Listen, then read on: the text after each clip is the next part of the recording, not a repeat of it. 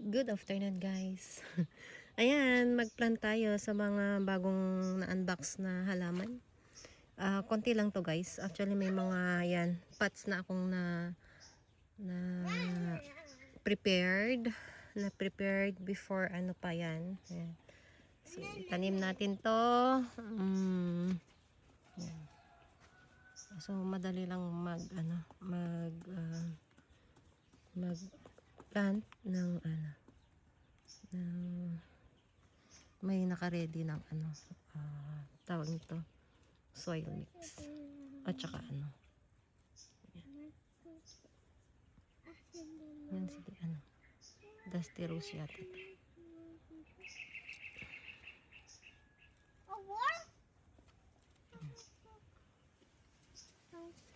Sweetheart, come here. You help mommy here, anak. Look, mommy, I smell you white Come here. and brown. Come here. I smell it a chocolate. Which one? Which chocolate, anak? I saw you. Come here. Ayan.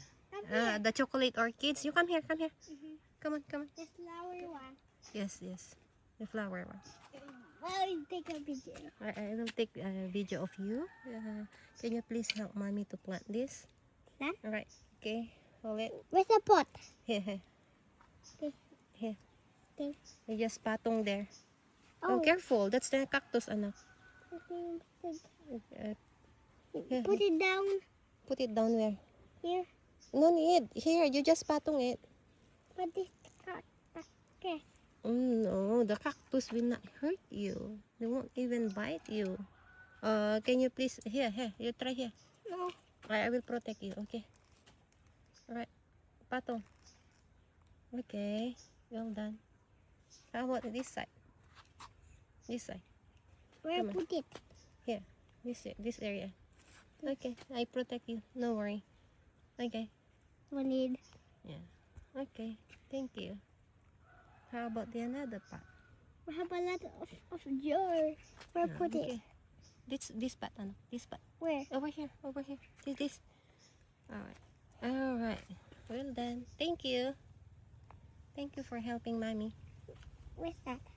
No, over here you cannot reach na. So I'll do it. Alright? Okay. Thank you for helping me. Welcome. You just continue your business there.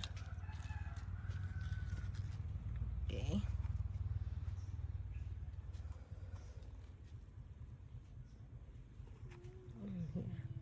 Okay.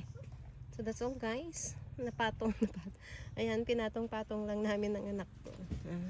Reason na na tinawag ko siya para mag-plant guys. Magaan ang kamay ng mga anak ko yan. Ayan. Kaya inaano ko siyang mag-plant na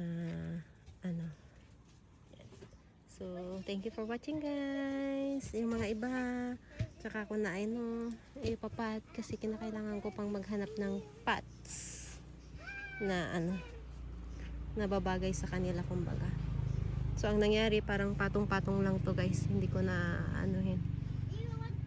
na lang sila yan. Magkaka-roots na lang sila. Ayan. So, bye guys. Thank you for watching.